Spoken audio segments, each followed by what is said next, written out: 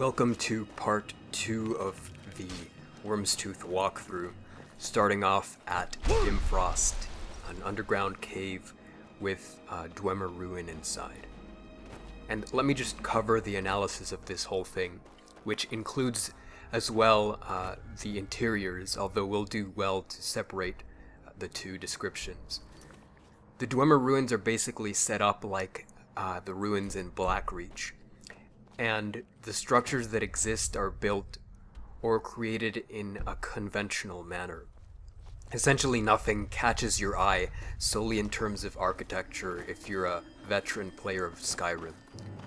And here I'd like to reiterate, as I'll probably do a lot, a key point in the analysis of Skyrim level design.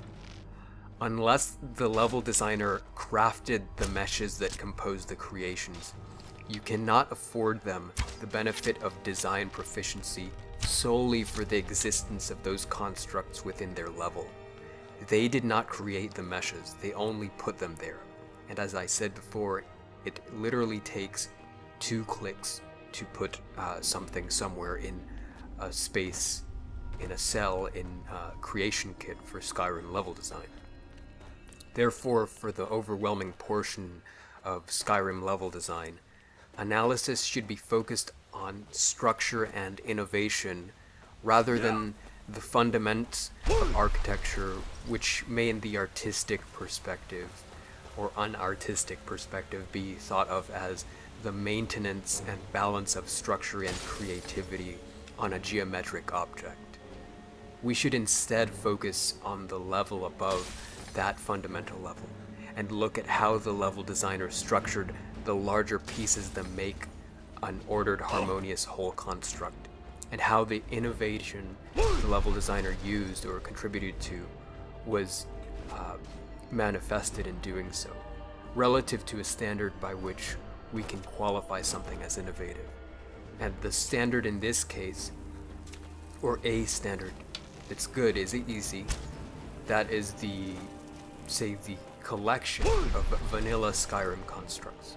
And the reason why that's a good choice is because players will have seen most of this already, so we can basically rely on some easily understood generalities of psychology to judge how creative a level designer is solely within the context of architecture. Basically, for instance, if someone goes to various kinds of normal churches 1,000 times over, which all sort of take the same form of a plain house with a steeple, they would almost deterministically be in a sense of novelty or wonder the first time they see a great cathedral. Does that mean that every part of your campaign has to be purely innovative? Well, probably not. I don't even think that might be possible. But it certainly means that when you have the opportunity to do something innovative that works, it will provide you the opportunity to wow the player, and thus your campaign, your level design, becomes more memorable.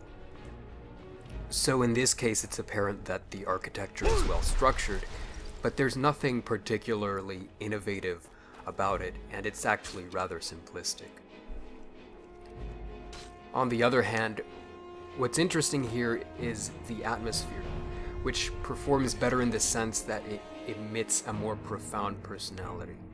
You enter into a gloomy, cavernous region with high contrast in lighting, populated by high saturated colors decorating the surfaces of the vegetation and other sources of light.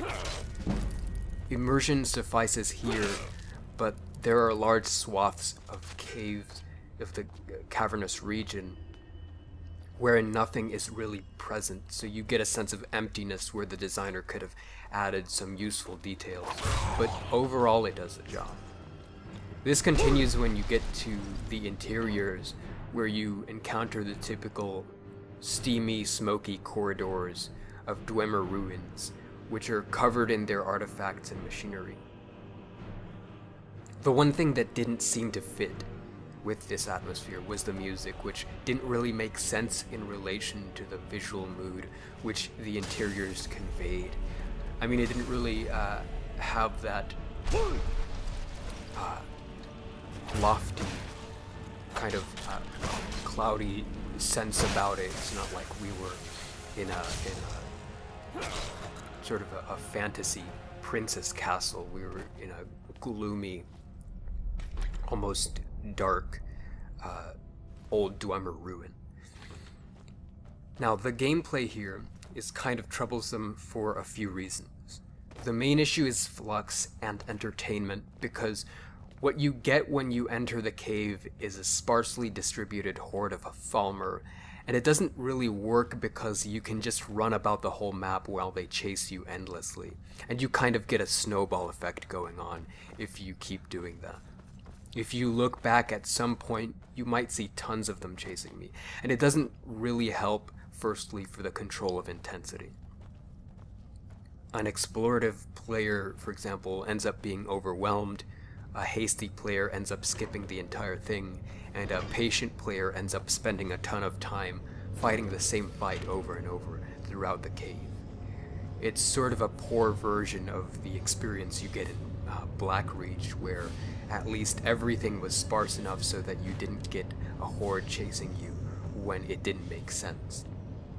It's also not really novel or clever to simply put tons of enemies at various locations without a sense of direction. A veteran player may be able to tell that they're sort of sprinkled about in no particular order except to occupy viable regions. This is also true when the player encounters the main antagonist.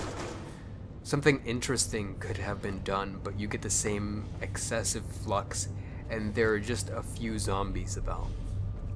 It's certainly an intense experience, however.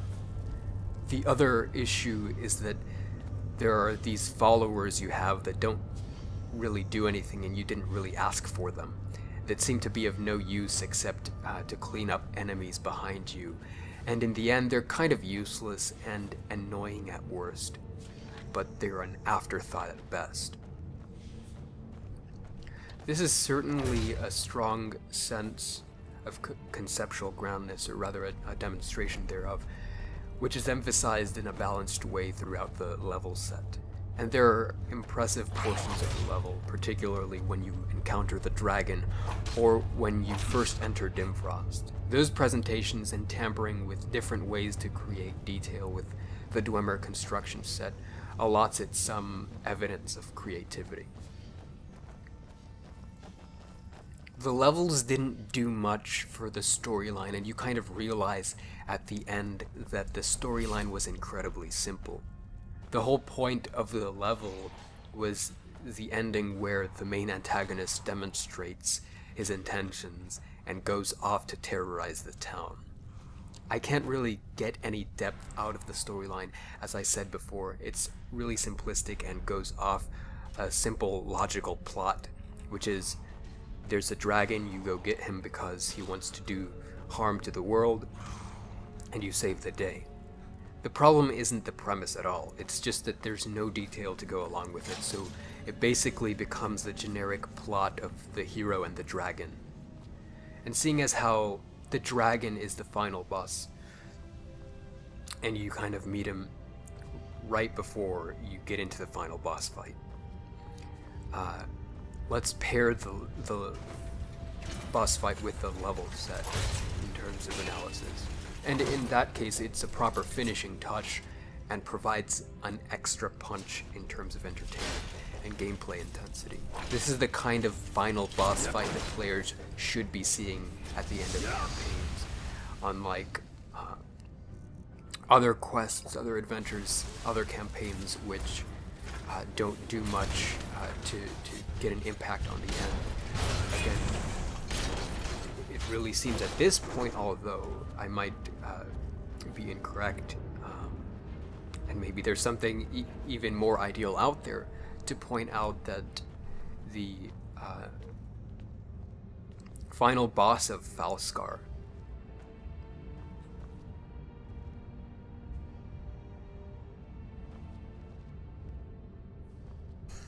if you remember, the final boss of Falskaar was basically the main antagonist and you had to fight within an enclosure of invisible walls. and there wasn't anything particularly different from that fight relative to any vanilla fight in Skyrim. That is to say that you pick any standard cookie cutter leveled actor and fight them. Well, you wouldn't get much of a different experience between that and fighting the main antagonist, the final boss in Falskaar. And actually, that contributes to the contrast between Wyrmstooth and Falskaar. Remember that in Wyrmstooth, here we're fighting a dragon, and the whole atmosphere and the whole area in which you're fighting that dragon contributes to the fight itself. So everything from the atmosphere to the falling meteors, the storm, the people who are also contributing, the NPCs who are also helping you fight that dragon. Compare that, the epic dragon fight, to this small little tussle with the main antagonist in Falskaar. Another demonstration of, well, not only that Falskaar wasn't up to par with the quality of gameplay in the Skyrim DLCs, the official DLCs, but it doesn't seem evident that it's even the best in terms of gameplay if you compare it to something like Wyrmstooth.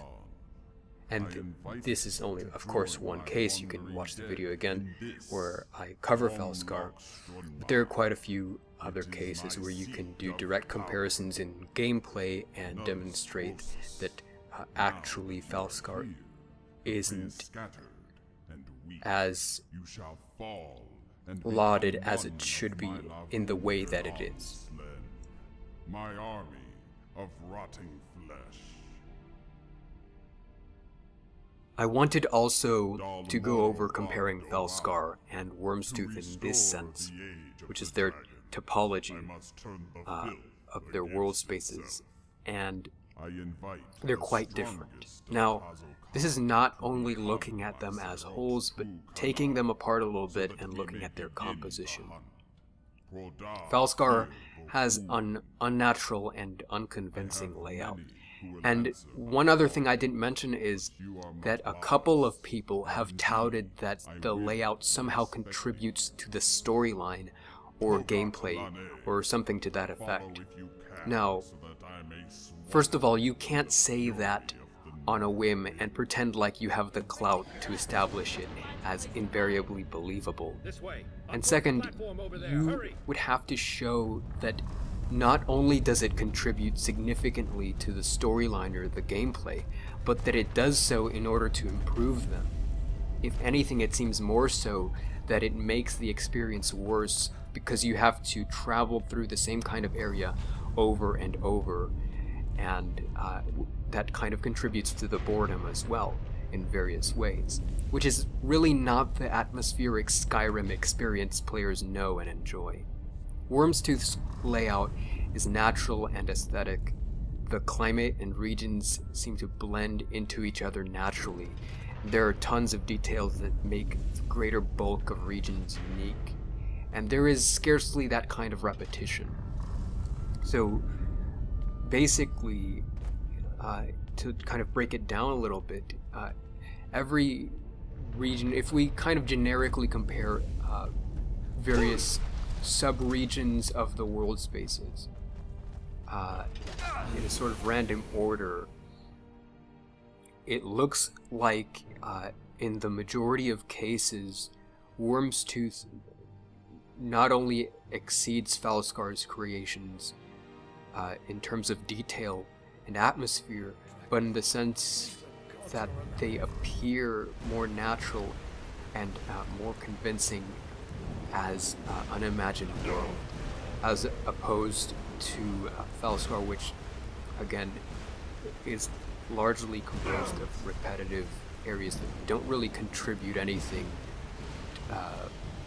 in detail to the world space as a whole. The other thing I wanted to say is just a generality, and we'll probably get to this again because I might make a survey of some of the more lauded campaigns out there. It kind of relates to the screenshot argument I made before. You cannot genuinely say that the design of a level is beautiful solely because of a screenshot whose context exemplifies visual material that was made by other people.